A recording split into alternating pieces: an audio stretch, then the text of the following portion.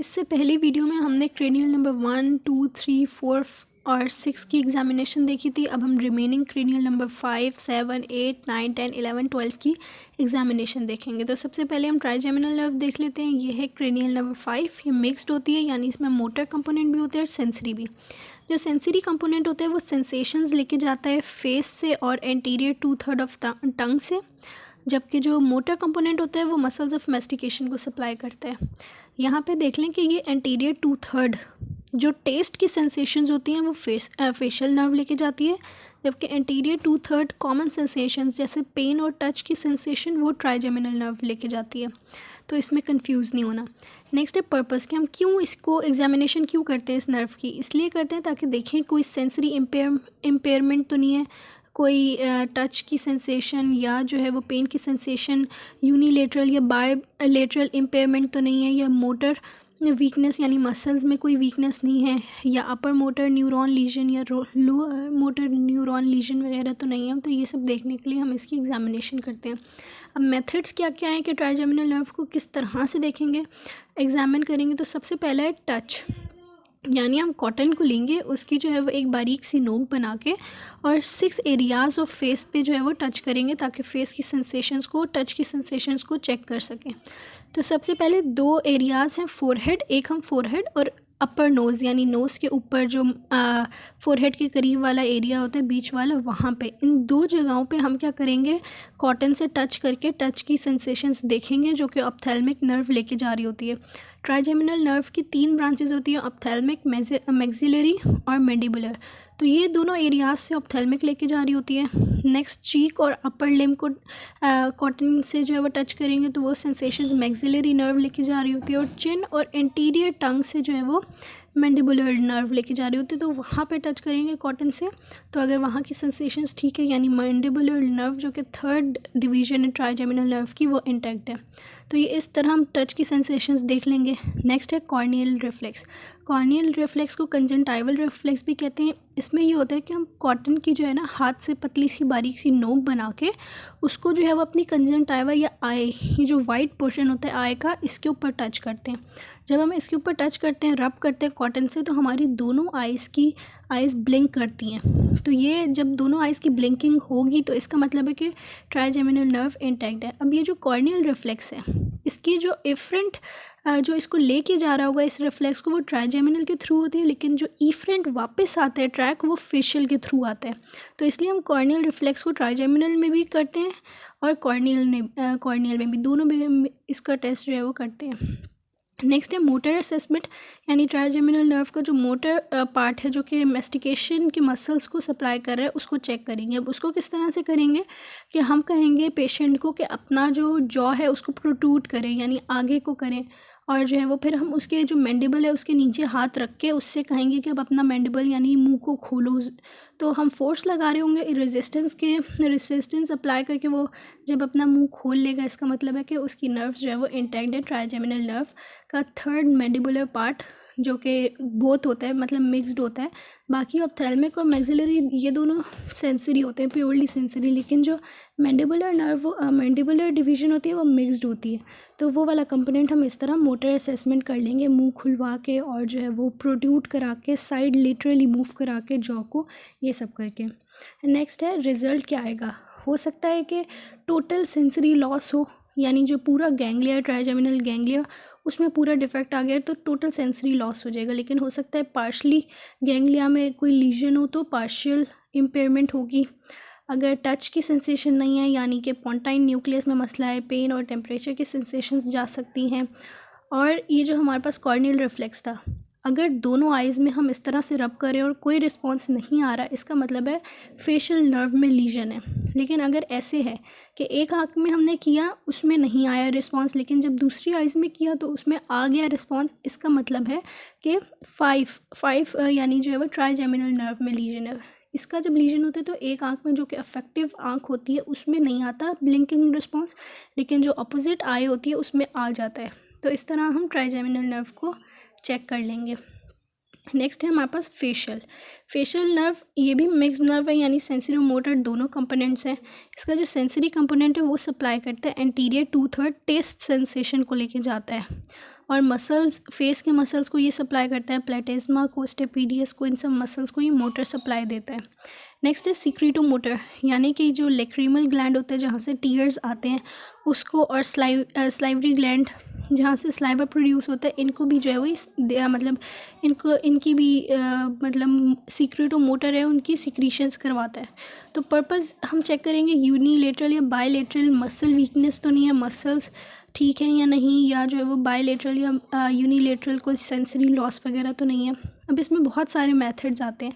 सबसे पहला है कि हम उसको देखेंगे कि उसका नेज़ोलेबियल फोल्ड है कि नहीं, और उसके फोरहेड पे व्रिंकल्स आ रहे हैं कि नहीं आ रहे। नेक्स्ट हम फेस की सिमेट्री चेक करेंगे कि फेस एक तरफ डेविएटेड तो नहीं है।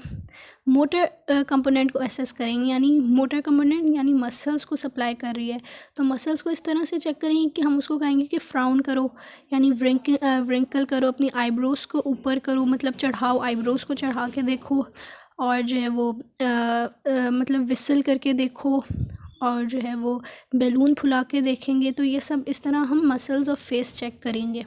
नेक्स्ट है कि टेस्ट सेंसेशन, क्योंकि सेंसरी कंपोनेंट भी है, टेस्ट सेंसेशन लेके जाता है, तो टेस्ट की सेंसेशन को चेक करेंगे। उसकी एंटीरियर 2/3 के ऊपर हम पहले स्वीट रखेंगे, कोई लाइक शुगर सॉल्ट रखेंगे, फिर सॉर कोई विनेगर वगैरह रखेंगे, फिर बिटर कोई कड़वी चीज़ रखेंगे। तो ये सब चीज़ें रख के हम देखेंगे कि उसकी टेस्ट की सेंसेशन सही है कि नहीं। नेक्स्ट है ammonia gas. Ammonia gas inhale कराने से आइज़ में जो है वो आंसू आते हैं, टीयर्स आते हैं, तो ये हम चेक करेंगे। अगर उसको टीयर्स आ रहे हैं यानी कि सीक्रेटोमोटर फंक्शन ऑफ लेक्रीमल ग्लैंड ठीक है। नेक्स्ट है स्पाइसी, यानी कि कोई स्पाइसी थिंग जैसे कोई मिर्च वगैरह ज़बान के आगे रख देंगे जिसकी वजह से सलाइवा बहुत ज़्यादा प्रोड्यूस होगा, तो इसका मतलब है कि स्लाइवरी ग्लैंड भी ठीक है। नेक्स्ट कॉर्नियल रिफ्लेक्स, जो कि हमने ऊपर भी देखा था कि ट्राइजेमिनल नर्व लेके जाती है कॉर्नियल रिफ्लेक्स को, जबकि वापस जो इफ्रंट आता है वो कॉर्नियल रिफ्लेक्स फेशियल नर्व के थ्रू आती है। तो यहाँ पे भी हम कॉर्नियल रिफ्लेक्स को चेक करेंगे।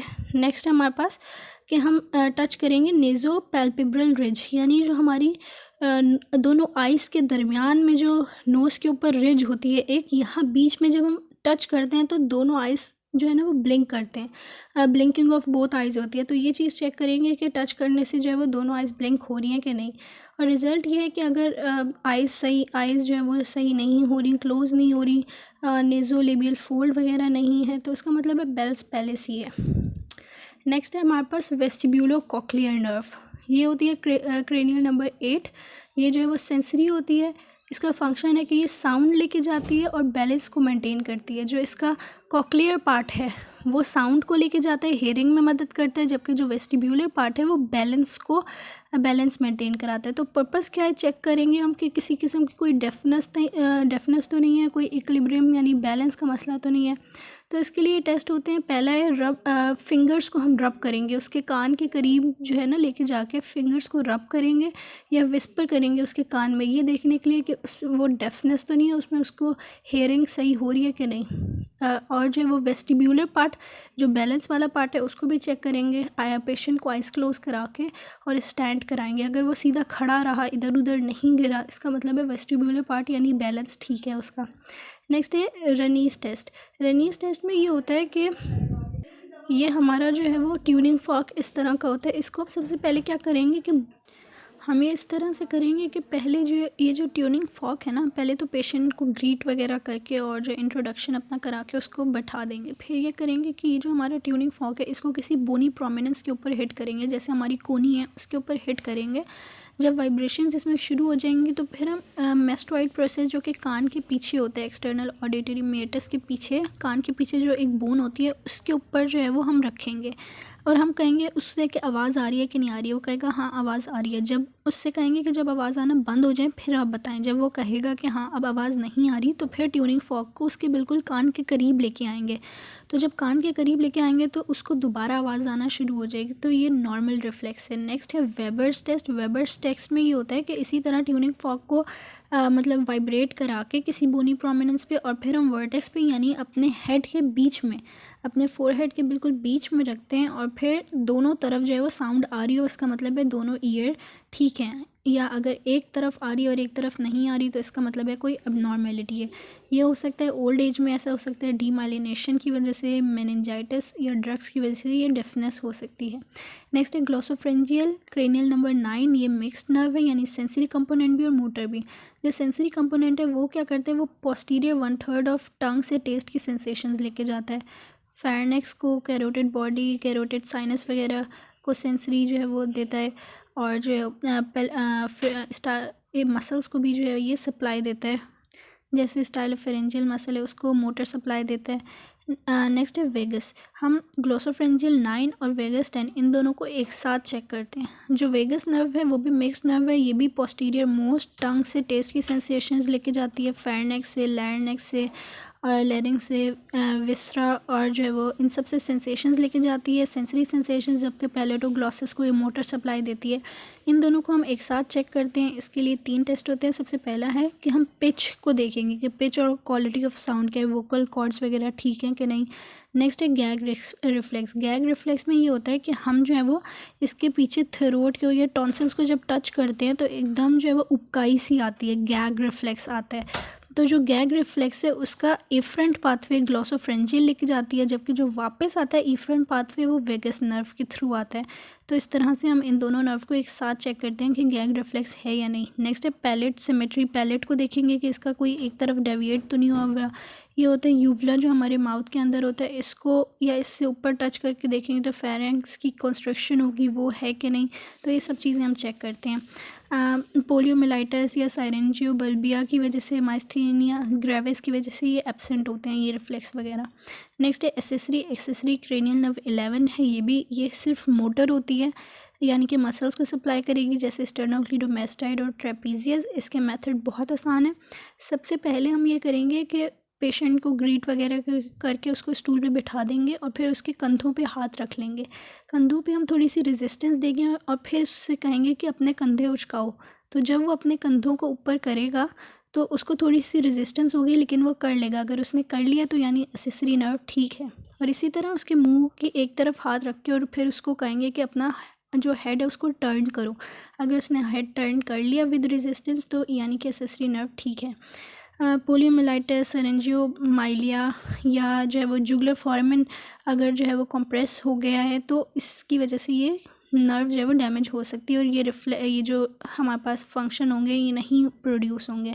नेक्स्ट है हाइपोग्लॉसल। ये 12 क्रेनियल नर्व है। ये मोटर है, यानी सिर्फ मसल्स को सप्लाई करती है। एक्सटेंसर और इंट्रेंसिक मसल्स के, टंग के मसल्स को सप्लाई करती है, सिवाय एक एक्सट्रेंसिक मसल के जो है पैलेटोग्लॉसस, जो कि वेगस नर्व करती है उसको। बाकी सब टंग के मसल्स को हाइपोग्लॉसल मोटर सप्लाई देती है। तो हम जो है वो पेशेंट को कहेंगे कि अपनी टंग को प्रोट्रूड करो, बाहर निकालो, और फिर चेक करेंगे कि टंग का साइज़ ठीक है, व्रिंकल्स वगैरह तो नहीं है, टंग डेविएट तो नहीं करी किसी साइड पे, या जो है वो रिस्ट्रिक्टेड प्रोट्रूशन तो नहीं, यानी बाहर निकालने में उसको कोई मसला तो नहीं हो रहा। तो जिस तरफ के मसल्स वीक होंगे उस तरफ जो है वो टंग जो है वो डेविएट कर जाएगी। तो ये सब हम चीज़ें चेक करते हैं कि मसल की वेस्टिंग तो नहीं है टंग में। तो ये हाइपोग्लॉसल को इस तरह चेक कर सकते हैं।